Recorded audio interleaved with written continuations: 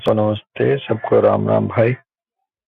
आज थर्सडे है, Organon day है। डेट हो गई है 22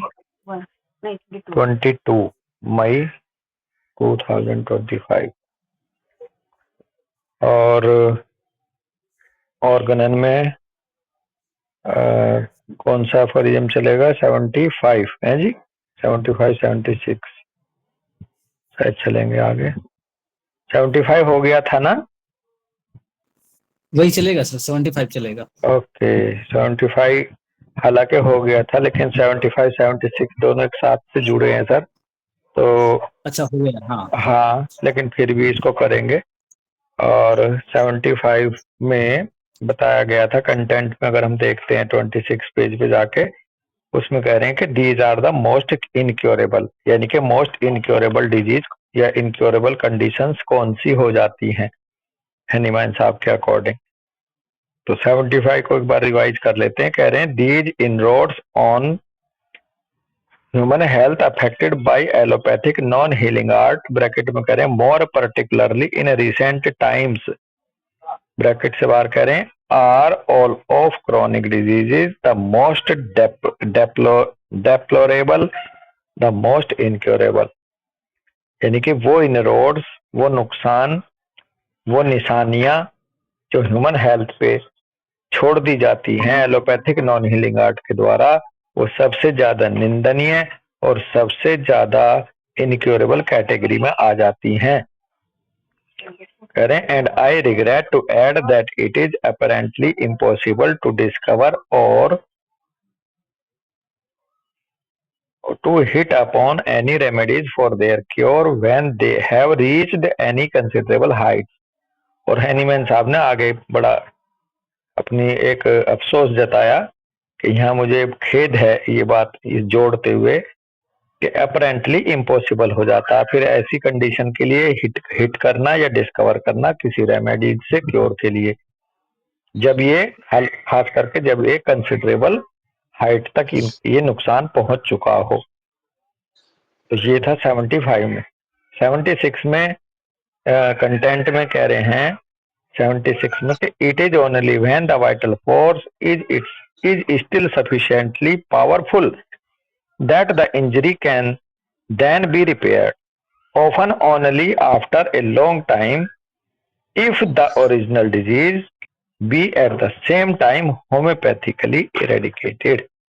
तो जब एक ऐसी स्थिति आ जाती है खास करके, तो यहाँ पर केवल फिर एक वाइटल फोर्स यदि वो सफिशिएंटली पावरफुल रहा तो, बचा रहा तो ये जो इंजरी हुई है वो खुद रिपेयर करता है। Can then be repaired open only after long time, और फिर लंबा समय लगेगा साहब, डॉक्टर साहब सर। और बिल्कुल उसमें भी सर। कह रहे हैं कि if the original disease be at the same time homeopathically eradicated, और साथ के साथ जो ओरिजिनल डिजीज था, नेचुरल डिजीज था, वो होम्योपैथिकली इरेडिकेट भी किया जा रहा हो, और साथ में जो ये नुकसान हुआ है एलोपैथिक मेडिसिन के द्वारा, इसे वाइटल फोर्स खुद ही अगर सफिशिएंटली पावरफुल होते हुए इससे धीरे धीरे बाहर आएगा। क्यों? क्योंकि इस नुकसान के लिए, इस नुकसान के अगेंस्ट होम्योपैथिक रेमेडी का सेलेक्ट करना इम्पॉसिबल है। ठीक है ना, डॉक्टर दीपशिखा भी आ गई हैं। तो 76 है दीपशिखा, 76 में कर रहे हैं only for natural diseases has the beneficent deity granted us in homeopathy the means of affording relief. बहुत ही अच्छा एफोरिज्म है बेसिकली 76। तो इसमें कह के चल रहे हैं कि ये जो बेनिफिशिएंट डाइटी जो है, जो एक प्रभु है, ऑल माइटी है, उसने हमें केवल होम्योपैथी के द्वारा हमें केवल नेचुरल डिजीज के लिए ही ग्रांट किया हुआ है कि तुम होम्योपैथी से केवल जो नेचुरल डिजीजेज हैं उन्हीं को ही मदद, उन्हीं में ही बेनिफिट दे सकते हो, उन्हीं में ही रिलीफ दे सकते हो। आर्टिफिशियल नहीं, जो ये ड्रग एलोपैथिक ड्रग्स के द्वारा पैदा कर दिए जाते हैं, या फिर कोई एक्सीडेंट इमरजेंसी आ जाती है ऑल ऑफ द सडन, ऐसे में नहीं, जो नेचुरल डिजीज है उसी के लिए बेनिफिशियंट डाइटी ने ग्रांट किया हुआ है होम्योपैथी को, bye means affording relief. But आगे खुद कह रहे हैं बल्कि उस बात को जो हम पहले कह दिए, कह रहे हैं but those devastations and maimings of the human organism exteriorly and interiorly affected by years frequently of the unsparing exercise of a false art with its hurtful drugs and treatment must be remedied by the vital force itself। Bracket में कह रहे हैं appropriate aid being given for the eradication of any chronic miasm that may happen to be lurking in the background। तो यहाँ Hahnemann साहब कह रहे हैं कि यदि परंतु वो डिवास्टेशन, वो तबाही, वो विकृतियां ह्यूमन ऑर्गेनिज्म के ह्यूमन ऑर्गेनिज्म पर एक्सटीरियरली और इंटीरियरली जो के हो कर दी जाती हैं, इसके द्वारा सालों साल तक फ्रिक्वेंटली, जिससे ना ऐसी एक्सरसाइज जिससे बचा भी नहीं जा सकता फॉल्स आर्ट की, इसके द्वारा जो डिवास्टेशंस और मिमिंग ह्यूमन ऑर्गेनिज्म पर थोप दी जाती हैं, अफेक्ट कर दी जाती हैं एक्सटीरियरली और इंटीरियरली इस फॉल्स आर्ट के द्वारा, इसकी अपनी हर्टफुल ड्रग्स के द्वारा और ट्रीटमेंट के द्वारा, वो केवल और केवल कह रहे हैं must be remedied by the vital force itself. उसका उपचार तो केवल वाइटल फोर्स खुद ही कर सकता है, क्योंकि बाहर से कोई भी मेडिसिन उस नुकसान के लिए सेलेक्ट नहीं कर सकते, नहीं की जा सकती। उस पर बात हो जाएगी कि वो क्यों नहीं की जा सकती। अभी कह रहे हैं यहाँ पर केवल एप्रोप्रिएट एड दे सकता है फिजिशियन इरेडिकेट करने के लिए, यदि कोई क्रोनिक मियाज्म पीछे कुछ लर्किंग मार रहा हो बैकग्राउंड में। यानी कि यहाँ भी हम केवल और केवल जो नेचुरल डिजीज है, ओरिजिनल डिजीज है, उसका पीछे से अगर कोई लर्किंग, कोई सिम्टम्स आता है तो एप्रोप्रिएट एड हम उसकी देते रहें, और ये जो नुकसान हुआ है इसको वाइटल फोर्स के ऊपर छोड़ दें, ये अपने आप ही उससे बाहर आएगा।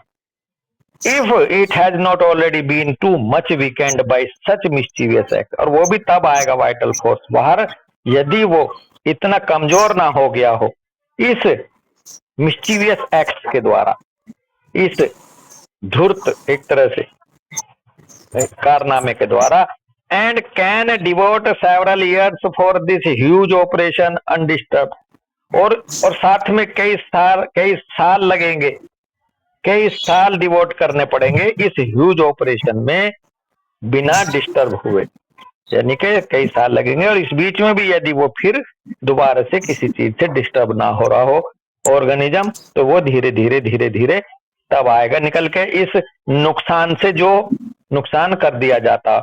और ये तीन लाइनें अल्टीमेट हैं, लास्ट वाली कह रहे हैं a human healing art for the restoration to the normal state of those innumerable abnormal conditions so often produced by the allopathic non-healing art, there is not and can not be।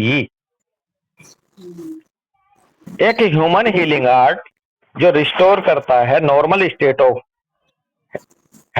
Health को मिलाता है, कह रहे हैं एक कोई भी human healing art restoration करने के लिए नॉर्मल स्टेट में इन इन्यूमरेबल एबनॉर्मल कंडीशंस को, ये जो चोट पहुंचा करके जो इन्यूमरेबल एबनॉर्मल कंडीशंस पैदा कर दी जाती हैं अक्सर एलोपैथिक नॉन हीलिंग आर्ट के द्वारा, कोई भी ह्यूमन हीलिंग आर्ट ना तो है और ना हो सकता। डॉक्टर साहू, ना तो है और ना ही हो सकता जो एलोपैथिक के साइड इफेक्ट्स को क्योर कर सके। ठीक है साहब, तो 75 यहाँ फुट नोट है। वैसे 75 फुट नोट पढ़ने से पहले मैं ये यहाँ डिस्कस करना चाहूंगा आपके साथ कि ऐसा क्यों है कि ना तो है और ना हो सकता, ऐसा क्यों कहा हैनीमैन साहब ने।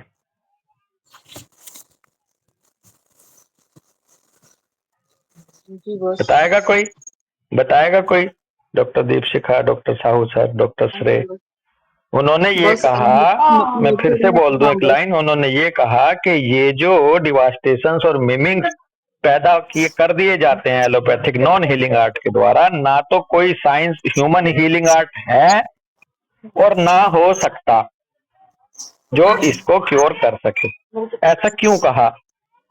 बस क्योंकि नेचर में जो सिमिलर स्टेट है नेचुरल डिजीजेस का, वही अवेलेबल है, और उसी के बेसिस पे होम्योपैथिक मेडिसिन सब हमारी होती हैं, जो सिमिलर स्टेट प्रोड्यूस करती हैं। बिल्कुल लेकिन बिल्कुल। जो एलोपैथिक मेडिसिन होती हैं, ये नेचुरल नहीं है, ये आर्टिफिशियल डिजीजेस हैं, तो इनका सिमिलर स्टेट बनाना हाँ किसी नेचुरल होम्योपैथिक मेडिसिन के मतलब वो नहीं कर सकती। उसकी वजह से हम एलोपैथिक का जो प्रेजेंटेशन है वैसा सिमिलर स्टेट नहीं बना सकते हैं, हाँ नहीं बन हाँ सकते। हाँ, बिल्कुल सीधे से शब्द में और कहा जा सकता है दीपशिका, बहुत अच्छे शब्द आए आपके, यही ओरिजिनल है जो आप कह रही हैं।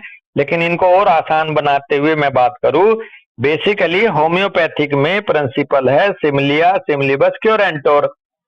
जी तो जो नेचुरल डिजीज किसी इंसान में होता है, उसके जैसा कोई ड्रग एजेंट जो सिमिलर टोटलिटी को पैदा करे, वही उसे क्योर कर सकता है। ये होम्योपैथिक सिद्धांत है ना दीपशिका? हाँ जी हाँ जी हाँ अब जी। चूंकि ये जो आर्टिफिशियल ड्रग डिजीज है हेलोपैथिक नॉन हीलिंग आर्ट के, ये नेचुरल डिजीज तो है नहीं, तो हाँ इसके लिए कोई बाहर से ड्रग सब्सटेंस जो सिमिलर टोटलिटी को पैदा करता हो, वो अवेलेबल नहीं होगा। जी तो जब वो अवेलेबल ही नहीं है एक मेडिसिनल एजेंट के रूप में, जो होम्योपैथी का प्रिंसिपल है कि ऐसा similar artificial agent, artificial drug producing agent होना चाहिए इस नेचुरल डिजीज को क्योर करने के लिए, तभी क्योर होता है। और ये जो स्टेट बन गई एलोपैथिक नॉन हीलिंग आर्ट के द्वारा डिवास्टेशन की, इसकी टोटलिटी के जैसा मेडिसिन कहां से लाओगे? ना तो कोई बिल्कुल। प्रूविंग है, ना कोई नेचर में ऐसा सब्सटेंस प्रूव है। डॉक्टर साहब समझ रहे हैं सर? बिल्कुल सर। तो इसलिए ना तो ह्यूमन हीलिंग आर्ट है और ना ही हो सकता। क्यों? क्योंकि कोई प्रूविंग तो है नहीं। जो ये एलोपैथिक या किसी गलत तरीके से जो डिजीज पैदा कर दिए जा रहे हैं, उनके अनुरूप, उनके समरूप कोई मेडिसिन प्रूविंग तो है नहीं मैट्रिया मेडिका में। तो इसलिए संभव भी नहीं है उस नुकसान को क्योर करना। हाँ, अब इसलिए उन्होंने कहा कि इसे छोड़ दो वाइटल फोर्स की अपनी पावर के ऊपर। धीरे धीरे धीरे धीरे वाइटल फोर्स सफिशिएंट पावरफुल होगा, वो धीरे धीरे निकल के आएगा। हाँ, वहां पे होम्योपैथिक फिजिशियन के लिए एक जिम्मेदारी बता दी कि वो जो लर्किंग बैकग्राउंड में जो म्याजम लर्क कर रहा है, क्रोनिक म्याजम, उसके अनुरूप उसके लिए अप्रोप्रिएट एड देता रहे, और उसके लिए फिर सालों साल लगेंगे इस नुकसान की भरपाई से बाहर आने के लिए, नुकसान से बाहर आने के लिए। क्लियर हो रहा है ना सर? जी बस। बिल्कुल सर। हाँ, तो यहाँ 75 फुट नोट है फॉल्स आर्ट के ऊपर। 75 फुट नोट में कह रहे, if the patient at length succumbs, the practitioner of such a treatment in the habit of pointing out to the sorrowing relatives at the post-mortem examination these internal organic disfigurements which are due to his pseudo art, but which he artfully maintains to be the original incurable disease। Bracket में कह रहे हैं सी my book, doctor साहब की, Hahnemann साहब की book है, उसमें जाके देखें। तो यहाँ ये कह रहे हैं कि यदि patient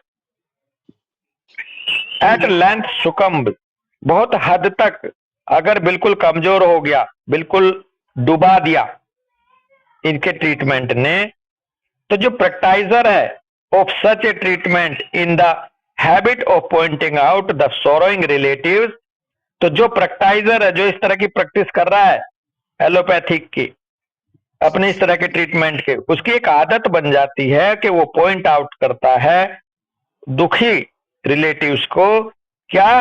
At the post-mortem examination, these internal organic disfigurement, which are due to pseudo art, but he artfully maintained to the original incurable disease. Maintain incurable disease, यहाँ ये फुल स्टॉप नहीं है, इसके बाद ब्रैकेट में वो दे रहे हैं। बेसिकली भाव ये आ रहा है कि जो उसने ये सूडो आर्ट के द्वारा जो ये डिस्फिगरमेंट पैदा करी हैं, और मान लो वो सुकम्ब हो गया पेशेंट, तो जब पोस्टमार्टम होता है तो उसके सोरोइंग रिलेटिव उसको ये कहता कि ये जो पोस्टमार्टम में ये जो विकृतियां डिस्फिगरमेंट है इसकी वजह से मरा वो। अपनी गलती ना बताते हुए डॉक्टर दीपशिखा वो कहता है ये बच तो जाता, लेकिन देखो इसके शरीर में इसका लीवर सिकुड़ गया था, इसके लिए इसकी ना किडनी ऐसी हो गई थी इसलिए मरा ये, जबकि हुआ उसके सूडो आर्ट की वजह से है सब कुछ। ये आगे कह रहे हैं those deceitful records the illustrated works on pathological anatomy exhibit the products of such lamentable bungling। Hahnemann साहब कह रहे हैं कि जितने भी ये डिसीटफुल रिकॉर्ड्स हैं इनके, और ये इलस्ट्रेट किए गए हैं इनके पैथोलॉजिकल एनाटॉमी की बुक पे जो काम किया है उनमें, एग्जिबिट करते हैं the product of such लेमेंटेबल bungling.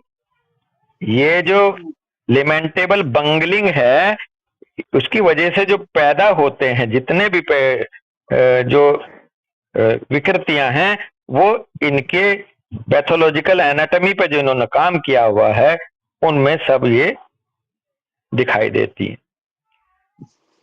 कह रहे हैं decreased people from the country and those from the poor of cities who have died without such bungling with hurtful measures are not opened up through pathological anatomy as a rule। जो डिकीज्ड हैं, जो मृतक हैं, जिनको जो मर गए हैं, अब देखो मजे की बात यहाँ ये कह रहे हैं कि जो शहर वाले थे उनका तो ये पोस्टमार्टम हो जाता था, वहां तो दिखाई दे जाती थी इनकी बंगलिंग से जो ये डिस्टोर्शन होते थे, लेकिन वो लोग जो बहुत दूर दराज के क्षेत्रों में होते थे, जो गरीब होते थे शहरों के, डाइड विदाउट सच बंगलिंग, जो बिना इस बंगलिंग के जिनकी मौत हुई है, with hurtful measures are not opened up through pathological anatomy as a rule. उनका पोस्टमार्टम करते नहीं थे ये, जबकि आगे बल्कि आगे भाव आ जाएगा, लेकिन भाव ये है यहाँ तक कि अगर उनका पोस्टमार्टम किया होता दीपशिखा तो उनके ऑर्गन्स का डिस्टोर्शन नहीं मिलता पोस्टमार्टम में, क्योंकि डिस्टोर्शन हुआ है इस स्यूडो आर्ट की वजह से, और उनका ये करते नहीं थे है ना। Such corruption and deformities would not be found in their corpse. ये थी लाइन जो पहले बोल दी हमने, इस तरह का करप्शन, इस तरह की डिफॉर्मिटी उनके शवों में नहीं मिलती थी, लेकिन उसका पोस्टमार्टम अलाउ ही नहीं किया हुआ था इन लोगों ने, ताकि एक तरह से बंगलिंग का पता तब चलता जब कंपैरिजन में यदि उनके शवों का भी पोस्टमार्टम करते और उनका भी पोस्टमार्टम करते जो कि एलोपैथिक से ट्रीट किया, तो तब ये पता चलता कि मौत तो उनकी भी हुई जो दूर दराज के लोगों में थे, लेकिन वो इस बंगलिंग से जो बच गए थे उनके शरीर में इस तरह की डिफॉर्मिटीज नहीं पाई गई उनके शवों में। From this fact can be judged the value of the evidence drawn from these beautiful illustrations as well as of the honesty of these authors and book maker. कह रहे हैं ये अच्छा पता कैसे चला होगा, कुछ ऑथर्स ने, कुछ ऑनेस्टली जो बंदे काम कर रहे थे उन्होंने ये चीज देखी। कह रहे हैं जब उन्होंने पाया कि उनके शवों में नहीं था, तो कह रहे हैं from this fact can B जज, इस सच्चाई से हम ये जज कर सकते हैं the value of the evidence drawn from these beautiful illustrations as well as of the honesty of these authors and book makers.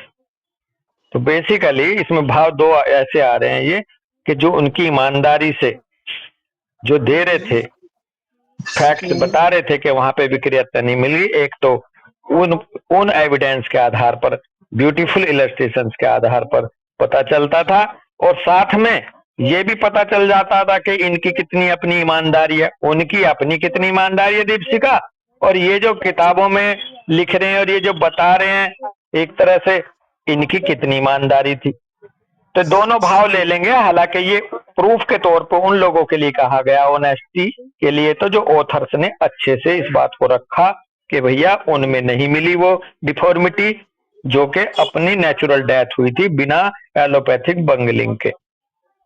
तो उनके जो फैक्ट हैं, उन्होंने जो इलस्ट्रेशन हैं, उन्होंने जो खूबसूरत बातें बता रखी हैं अपने तरीके से, उनसे ये पता चलता है इस सच्चाई का कि भाई ये बंगलिंग करने से होती है डिफॉर्मिटी, ना के नेचुरल उससे। तो एक तरह से हार्टफुल ट्रीटमेंट किस तरह से है, ये फॉल्स आर्ट किस तरह से है, उसका भाव 75 फुटनोट में बताया। सर ठीक वो है। तब भी नहीं मानते थे और आज भी नहीं मानते हैं। अरे सर अब तो बिल्कुल भी ना मानने, अब तो बिल्कुल भी ना मानते साहब। अब तो एक्चुअल में पता क्या हुआ, नॉलेज बारीक, नॉलेज जो है उनकी भी इवॉल्व हो रही है, अपने रॉन्ग साइड में ही हो रही हो चाहे, है ना सर। और बिल्कुल सर। और जो राइटियस नॉलेज है वो भी इवॉल्व हो रही है।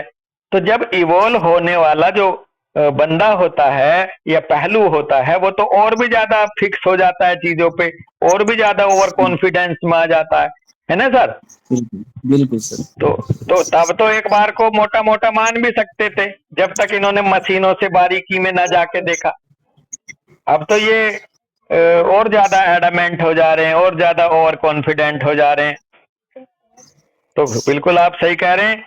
और जब तो मानते नहीं थे, अब और नहीं मानते, और आगे पता नहीं मानेंगे नहीं मानेंगे, बिल्कुल ही। हाँ, लेकिन ये उम्मीद जरूर है डॉक्टर साहब सर कि सच्चाई कभी छुप नहीं सकती, एक दिन घूम फिर के हो सकता है कि ये इन्हें स्वीकार करना पड़े कि भाई। खैर उनमें भी कुछ जो है, जो सोल हार्ट जो है, पवित्र आत्माएं हैं जो डेवलप कर रही हैं, कई ऐसे डॉक्टर्स हैं जो अब इस चीज को एक्सेप्ट भी करने लगे हैं। हाँ बिल्कुल। देखो वैसे मैं आपको एक बात बताऊं सर, इतना बड़ा एक वो है बीच में पहलू, हम लोग जो हम और आप हैं, या हमसे भी आगे जो हमारे साइंस के जो और सीनियर डॉक्टर्स हैं, वो आज भी इस स्थिति में नहीं है कि जो इस साइंस को, इस थेरेप्यूटिक साइंस को बहुत ही कॉन्फिडेंस के साथ कमांड कर लिए हूं। और जब हमारा होम्योपैथिक जो थेरेपेटिक साइंस की जो स्टडी है, जो इसकी पकड़ है, जो इसके रिजल्ट्स हैं, जो इसके ट्रीटमेंट हैं के दौरान जो कंडीशंस को कवर कर लेना है, वो बहुत कमजोर है साहब अभी। इसलिए ना तो हम में उतना कॉन्फिडेंस है, और ना ही जनता में हमारे प्रति उतना कॉन्फिडेंस है ना सर। तो आगे कहीं आएगा, उसमें वो ये कह रहे हैं कि जनता बेचारी क्या करे, बेटर उसे हम दे नहीं पा रहे, और कोई रास्ता बच नहीं रहा, तो वो कहाँ जाएगी तो वहीं जाएगी जो उसे दिख रहा है। तो इसमें बेसिकली बात ये है कि होम्योपैथिक अपने आप में तो यही है जो हम पढ़ रहे हैं, लेकिन साहब हम अभी भी बिल्कुल कमजोर हैं इसको पूरी तरह से कमांड करके रिजल्ट देने में। ये मानते हैं ना सर आप? बिल्कुल सर, बिल्कुल। तो इसलिए भैया, इसलिए एक केवल ये बातों में रह जाती हैं चीजें, करके दिखाएं। तो अक्सर मेरे साथ किसी की बात होती है तो मैं उनसे बोलता हूं कि यार बात सुनो, अगर किसी को हम रिजल्ट देंगे डॉक्टर साहब सर, तो वो क्यों तो पैसा खर्च करेगा वहां जाके, और क्यों अपने शरीर पे चोट खा के आएगा वहां जाके। तो इसलिए भाई रिजल्ट हम अगर देंगे तो जाहिर सी बात है जनता तो ऑटोमेटिकली होम्योपैथी की तरफ को आएगी ही आएगी। ये सच्चाई है सर, रिजल्ट मिलने से ऑटोमेटिक खींचे चले आते हैं। हाँ, उसका कारण यही ना सर, शरीर बचा और पैसे बचे। होम्योपैथी से क्योर होने में दोनों बेनिफिट है डॉक्टर से, मरीज का पैसा भी जी बचा और शरीर भी बचा। तो इसलिए हमें अपने ऊपर ही काम करने की जरूरत है दोस्त। डॉक्टर श्रेय, हम अपने ऊपर जी ही सर। मजबूती लाएं, अपने ऊपर ही कमांड करें, हम कैसे ट्रीट करें, और बिल्कुल सफल हो भी रहे हैं और होंगे भी। हाँ, इसमें मैं आपको एक यही पॉइंट बता दूं, चूंकि ट्रीटमेंट की बात चल रही है, कई बार हम लोगों में क्या हो रहा है, हम लोग भी फिक्स हो जाते हैं डॉक्टर श्रेय। कई बार हमें ये जी देखना सर। है कि इस केस को कैसे हैंडल करना है। हर एक डॉक्टर को जो हम में से क्लिनिक कर रहा है, उसको जो मेरा विचार है अपना पर्सनल, मैं वो बता रहा हूँ। हमें केस के साथ चलना होगा, केस को देखना होगा कि इसमें वाकई एड की जरूरत है, सर्जरी की जरूरत है या नहीं है, या इसकी प्रोग्नोसिस बढ़िया आ रही है या नहीं आ रही है, या है ना। हमें केस के साथ साथ रहना है, हमें फिक्स नहीं होना।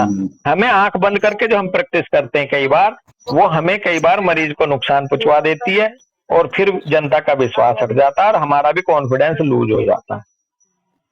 तो यदि हम इतना भी समझ जाएं कि मेरे सामने क्या केस है, इसको कैसे अप्रोच करना है, इसको कहीं बाहर की मैनेजमेंट भी कराना बहुत जरूरी है या जरूरी नहीं है, ये सब चीजें हमें पता होना चाहिए डॉक्टर श्रेय। जी सर।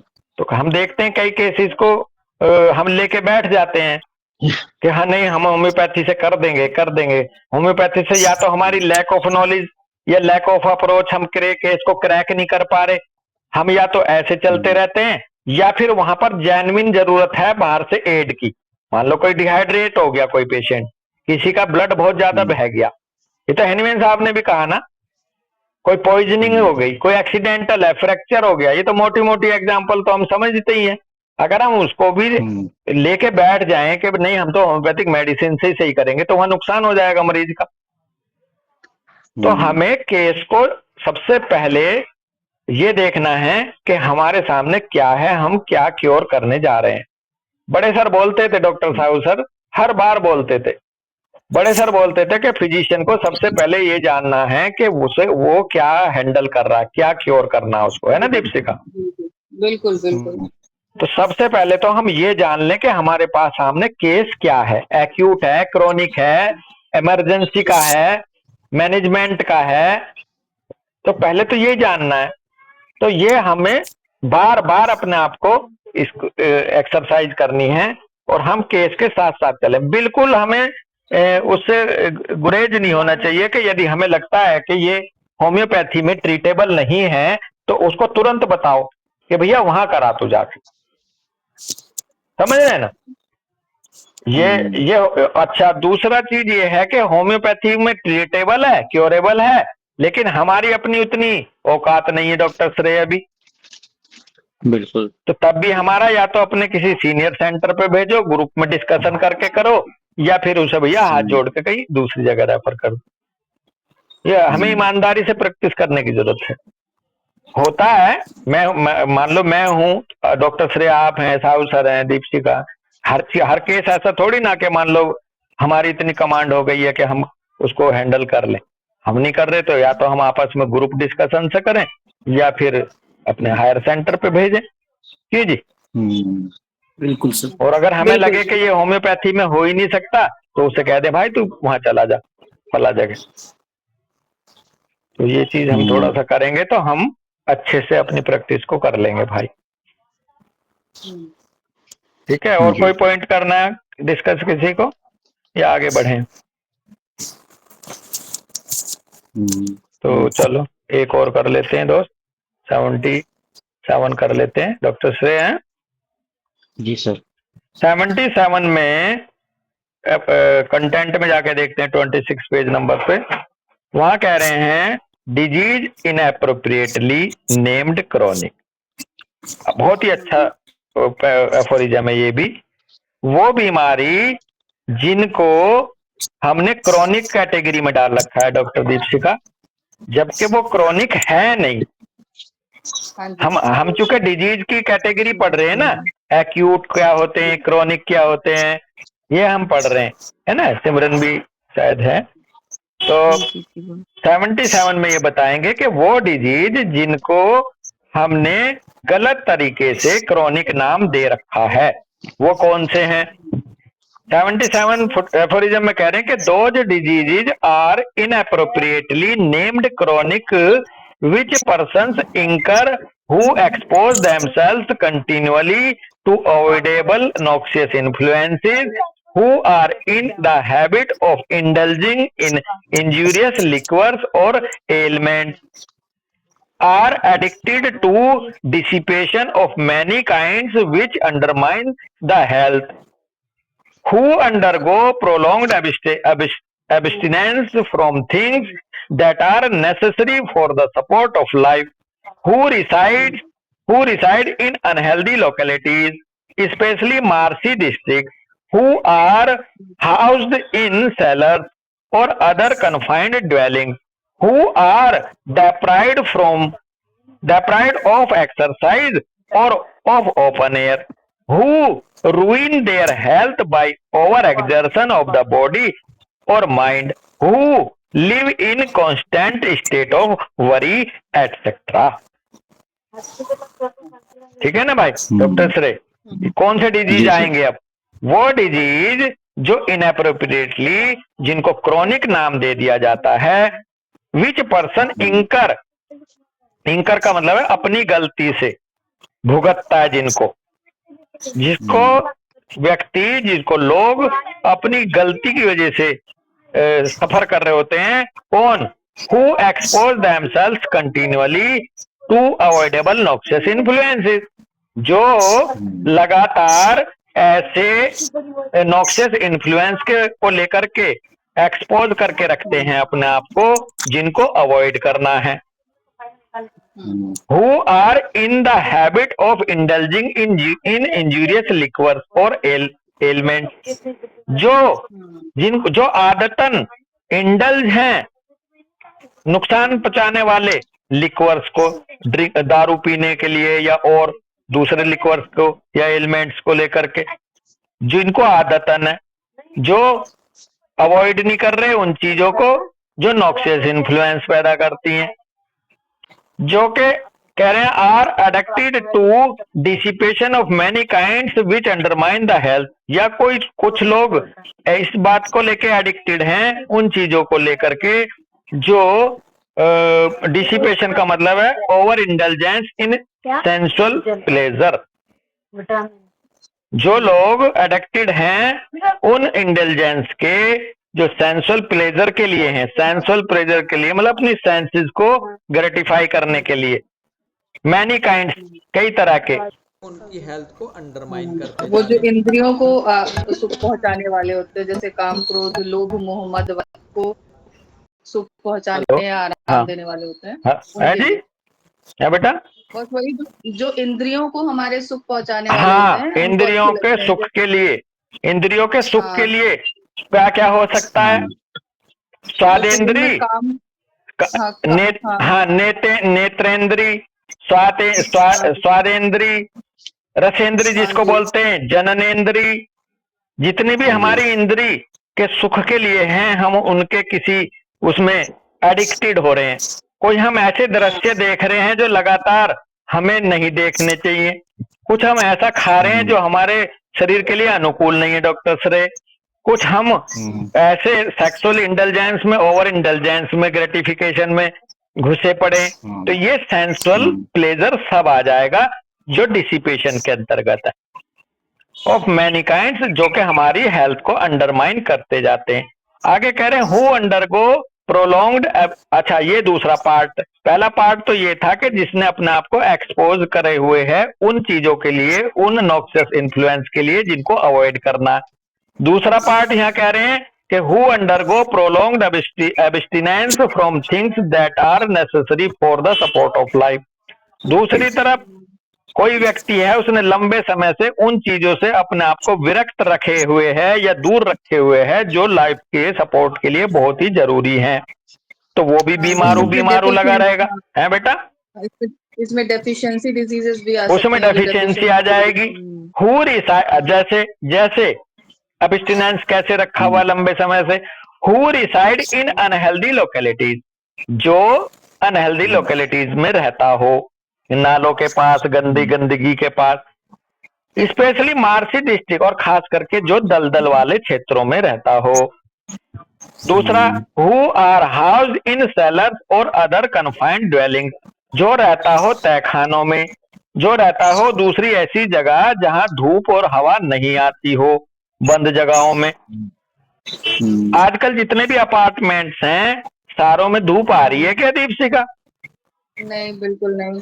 तो क्या ये सेलर्स और कन्फाइंड ड्वेलिंग्स नहीं माने जाएंगे? तो बिल्कुल। अगर ऐसे जगह रहने वाले बंदों में विटामिन डी की कमी आ जाए तो वो क्या वो क्रॉनिक डिजीज से सफर कर रहे हैं? जिन्हें धूप ही नहीं मिल रही, उनकी हड्डी कमजोर हो रही है, तो कहेंगे साहब इसको ये तो बीमार है।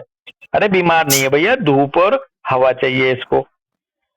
कह रहे हैं हु आर डेप्राइव्ड ऑफ एक्सरसाइज और ऑफ ओपन एयर, जो लोग वंचित हैं एक्सरसाइज से, एक्सरसाइज नहीं कर रहे, घर से गाड़ी में बैठते हैं ऑफिस चले जाते हैं, ऑफिस से गाड़ी में बैठते हैं घर चले आते हैं, 4 कदम 10 कदम घर पे चलते हैं, 4-6 कदम चलते हैं ऑफिस में, इतनी वॉकिंग होती है उनकी पर डे। ओपन एयर जिससे वंचित है। आगे कह रहे हैं who ruin their health by over exertion of body और माइंड, जिन्होंने अपनी हेल्थ का नाश कर लिया ओवर एक्सर्शन करके शरीर की या माइंड की। लगे पड़े लैपटॉप पे, लगे पड़े 8-8 घंटे 10-10 घंटे लगे पड़े हैं एक्सरसाइज बॉडीली वर्क करने में, मतलब कहना शरीर तोड़ के रख दिया। Who live in constant state of worry, या कोई बंदा लगातार चिंता की परिस्थिति में जी रहा हो, एटसेट्रा कहा है। और भी हो सकती हैं ऐसी चीजें जो इंसान को लगातार बीमार बनाए रखेंगी डॉक्टर सरे, तो उनको हम इनएप्रोप्रिएटली क्रॉनिक नाम दे देते हैं, जबकि वो क्रॉनिक डिजीज नहीं है, वो डेफिशिएंसी वाले डिजीज है। अभी जो डॉक्टर दीपशिखा सिमरन कह रही थी, न्यूट्रिशनल डिजीज है ना? जी जी जी।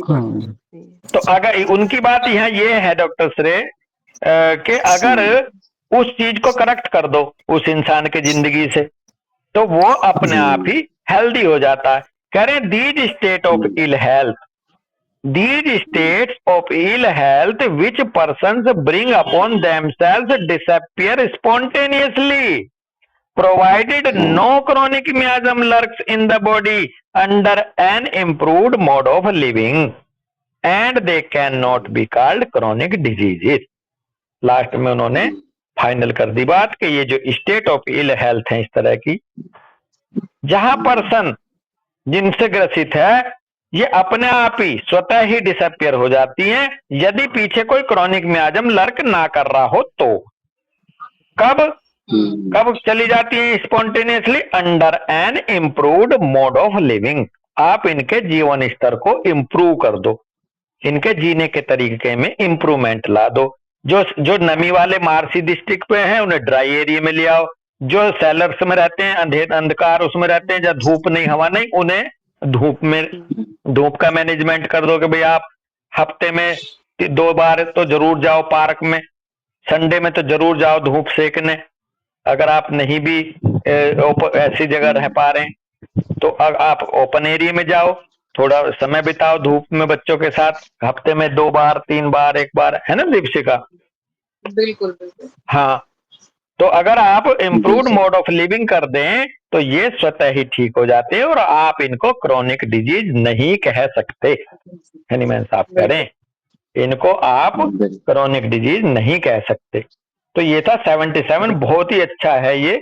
और मैं डॉक्टर सरेब मैं आपको बता दूं, हम बहुत ज्यादा ध्यान नहीं दे पाते हैं, हमारे पास मरीज आता है बस सीधे इलाज करना बैठ जाते हैं केस टेकिंग लेके, हम ना तो उसका ये देखते भाई तू कहाँ रहता है, तू क्या काम करता है। अब यहाँ पता चल जाएगा केस टेकिंग में क्यों महत्वपूर्ण है उसका सोशो इकोनॉमिक स्टेटस, उसका प्रोफेशन क्या है, वो कहाँ रहता है, उसकी आदतें क्या हैं, वहां पर आपको पता चल जाएगा कि यहाँ मेरे को इसके मोड ऑफ लाइफ को इम्प्रूव करना है या मेरे को यहाँ एक ट्रू एंटीसोरिक लेके आनी है। बिल्कुल, बस यही तो मेंटेनिंग कॉज का काम करते हैं कि हाँ, इनको जब तक इनको नहीं हटाएंगे हाँ, तब तक डिजीज जाने वाली नहीं है। हाँ, तो अगर हम इस काम को करेंगे 77 पे हम काम कर लेंगे तो मैं आपको बता दूं कि आपके 40-50% जो बीमारियां हैं वो बिना मेडिसिन के ठीक होने वाली हैं, ये भी जान लो आज की डेट में। आज की डेट में कोई बंदा ऐसा नहीं है जो धूप जिसको प्रॉपर मिलती हो, हवा प्रॉपर मिलती हो, जो न्यूट्रिशनल डेफिशिएंसी का शिकार ना हो। माल न्यूट्रिशन नींद में नहीं जो लेते हैं।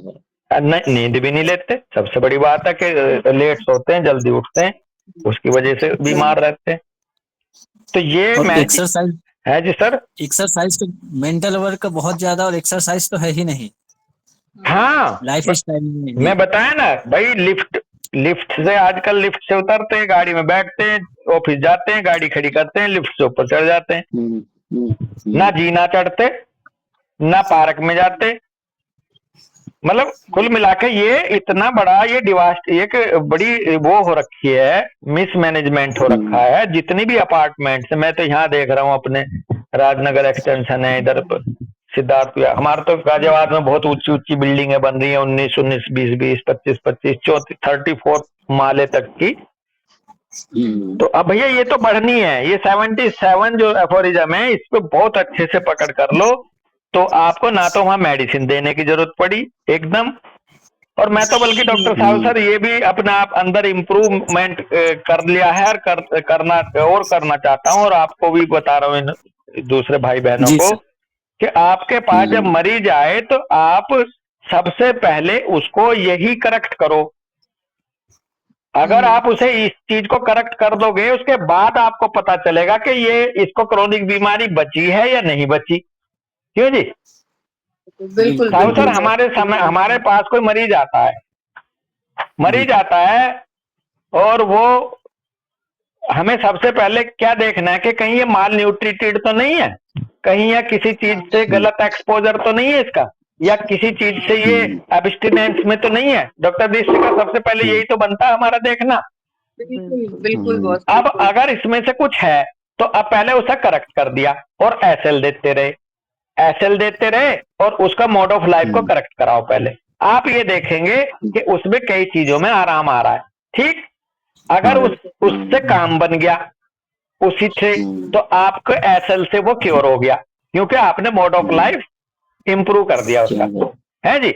अब यदि कुछ बचा, अब यदि कुछ और बचा या वो नहीं पूरी तरह से क्योर हो पाया, तो अब आपका दूसरी विंडो तब खुलेगी।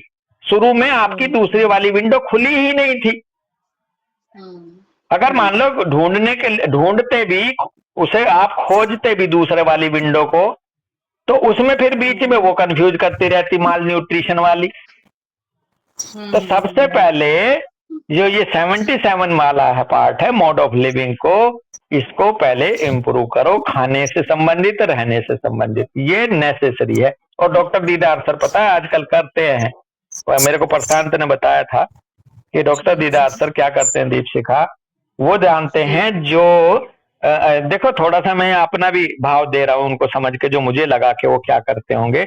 हम ये देखते हैं सर डॉक्टर साहब सर के हम देखते हैं कि कुछ तो ऐसी बीमारियां हैं जो एसिड की वजह से ज्यादा हैं, कुछ ऐसी बीमारियां हैं जो बेस अम्लीय और क्षारीय, अगर मैं कहूं वात पित्त कफ बोलते थे ना, बोलते हैं आयुर्वेदा में। तो बेसिकली वहां पे एक सिद्धांत है कि यदि किसी को क्षारीय अम्लीय रोग है, पित्त प्रवृत्ति का, यानी कि एसिडिटी है, बर्निंग है, सिंपैथिकोटोनिया है, नींद नहीं आ रही, तो वहां पे बताया वो डाइट मैनेजमेंट ये है कि वहां हरी पत्ती वाली सब्जी खाओ, वहां बेसिक फूड खाओ, फाइब्रस फूड खाओ। तो उससे क्या है, उसके शरीर के अंदर अम्लता की कमी हो जाएगी, एसिडिटी न्यूट्रलाइज हो जाएगी।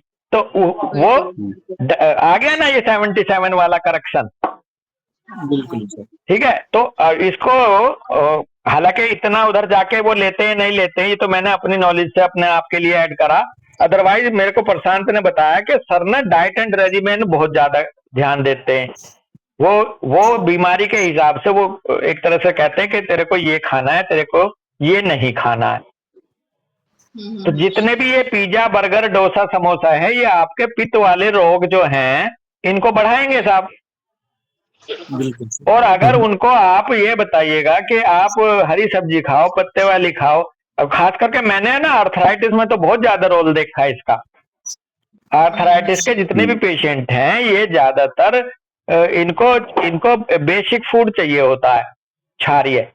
तो आप इनको एप्पल बताओ, आप इनको हरी सब्जियां बताओ, सलाद बताओ, तो बहुत ज्यादा इन देखा मैंने। हालांकि मैं इसको स्पेसिफाई नहीं कर रहा हूँ गाउट और उसको, मैं बात ऐसे करना चाहता हूँ, जब पित्त प्रवृत्ति की बीमारियां हैं वहाँ क्षारीय खाना बताओ, जो क्षारीय प्रवृत्ति की बीमारियां हैं वहाँ वो बताओ, अम्लीय खाना बताओ, एसिडिक फूड। समझ रहे हैं? जैसे सर उस दिन इसमें है सर। हाँ भैया। सर मैं ये पूछ रहा था कि ये तो चलो हमने ये देखा, बट जहाँ पे ऐसा एक्सपोजर या किसी चीज के मार्शियल डिस्ट्रिक्ट बोलो या कोई भी ऐसा एक्सपोजर बोलो जो कि बहुत ज्यादा डीप लेवल पे अफेक्ट करता है, तो अगर वहां पे ये हटा दिया जाए तो क्या वापस आ सकता है, या फिर वहां पे हमें होम्योपैथिक रेमेडी देने की जरूरत है? क्योंकि मैंने ये देखा है, जैसे मैं पढ़ रहा था कि झारखंड में कुछ गाँवों में ना बहुत लोगों को ऐसे महिलाएं वो मिसकैरेज हो रहा है और बच्चे वो अपंग पैदा हो रहे हैं, क्योंकि वहां पे बहुत सारा न्यूक्लियर वेस्ट का डिकम्पोज करता है मतलब भारत, जी तो हाँ, वहां पे जो रेडियो एक्टिव एक्सपोजर के अरे साथ हाँ वो हाँ जी रहे हाँ हैं। ठीक है। तो अगर हम वहां से उनको हटा भी दिया जाए तो पर उनका इफेक्ट तो रेडियो एक्टिव का तो बहुत ज्यादा डीप में जाएगा ना। अब ये तो फिर निर्भर वहां करता से है हम कि कैसे? चोट कितनी पहुंच गई। फिर हमने अब 75 पढ़ रहे थे ना, 76। अब हम ये देखेंगे कि यदि म्यूटेशन ही हो गया, रेडियो एक्टिव कचरे में रह रहा है कोई बंदा, तो वो फिर आगे की बात आपने उठाई बड़ी अच्छी। अगर उसका म्यूटेशन हो गया तो उसका डाइट एंड रेजिमेन में जाने के बाद वहां वो करेक्ट हो जाए, तो वो इतना जरूरी, इतना संभव नहीं है डॉक्टर सरे। नहीं, हाँ वो तो बिना मेडिसिन के ठीक ही नहीं होगा भैया, हाँ क्योंकि वो हाँ, आप बिल्कुल सही कह रहे हैं भाई। इतना देखो आप चोट देख रहे हो ना, चोट कितनी पहुंची है उसको। अगर डीप उसको म्यूटेशन, पेनिट्रेटेड अब ऐसा है जैसे हिरोशिमा और नागासाकी में बम छोड़े थे अमेरिका ने। हाँ मैंने सुना है कि आज भी वहां पर विकृतियां आ जाती हैं कई बार पैदा होने वाले बच्चों में। हाँ, जी जी तो बेसिकली वो तो जेनेटिक म्यूटेशन हो गया उनका। तो ये जो आपने न्यूक्लियर वेस्ट की बात करी है, रेडियो एक्टिव वेस्ट की बात करी है डॉक्टर सरे, ये तो और भी ज्यादा डिजास्टर्स हो गई ना भाई। हाँ। इसको उस तरीके से लेंगे फिर। लेकिन हाँ ये बात, लेकिन हाँ हेलो। हाँ जी, बस कह रहे, लेकिन इसमें ये है कि पहली चीज तो ये करनी होगी कि उनको वहां से हटाना भी जरूरी है, क्योंकि आपकी मेडिसिन आप दे रहे हैं और मेडिसिन देने के बाद भी अगर वो वहीं रह रहा है तब ये तो मेंटेनिंग कुछ भी नहीं कॉज है करेगी, प्रॉपर। तभी कुछ नहीं हाँ करेगी, तो बिल्कुल इसलिए सही कह रहे हो आप। और उन्हीं को तो क्या, इसलिए हमें हर केस को उसके मेंटेनिंग कोड से हटाना है। हाँ बिल्कुल हाँ, जितना संभव हो सके, बिल्कुल बॉस, बिल्कुल और पहले वो तभी हम उसको हटाएंगे क्योर करेंगे, वहां है से। बेटा। हाँ वही बॉस की पहले उनको वहां से हटाएंगे और उसके बाद ही जाकर के मेडिसिन दे सकते हैं। हाँ, ये फैक्ट है हमने भैया। भी ये न्यूज देखी है, हमने भी ये न्यूज देखी है, और हमने यही हम भी यही सोच ही रहे थे कि मतलब ये तो वहां से हटे बिना शिफ्ट किए, इनको वहां से बिना माइग्रेट कराए तो ये कभी नहीं भाई, ठीक है, और संभव ही इनकी नहीं है। पूरी पूरी जनरेशन, हाँ, वो क्योर नहीं हाँ हो सकते। जनरेशन अफेक्टेड है। हम्म। बिल्कुल तो ये जैसी समस्या है उसको वैसे ही डील करना होगा दोस्त, डॉक्टर सरे। जी सर। ठीक है, तो ये 75, 76, 77 में यहाँ बड़ी अच्छी बात चली। यहाँ पर एक्यूट का वो हो जाएगा, स्यूडो क्रॉनिक बोलते हैं, जबकि इनको ये प्योर असली में क्रॉनिक नहीं होते, इनको स्यूडो क्रॉनिक बोल दिया जाता है, जो 77 में माल न्यूट्रिशन की वजह से दिखाई दे रहे थे। तो हमारे यहाँ तक हो गए एक्यूट डिजीज और स्यूडो क्रॉनिक डिजीज। अब 78 से आगे या 78 में जो असली क्रॉनिक डिजीज हैं उनकी बात करेंगे। ठीक है ना। जी जो वास्तव में जी क्रॉनिक डिजीज की कैटेगरी में आते हैं या आएंगे, वो 78 में डिस्कस करेंगे। और अब आज यहीं रुकते हैं। सबको जी नमस्ते, सबका धन्यवाद, सबको राम नमस्ते राम सर। भाई। Ram Ram boss, Ram Ram Ram Ram sir. राम राम श्री राम राम बेटा। राम बोल। राम राम भाई, राम राम जी, राम राम सर। राम राम बेटे।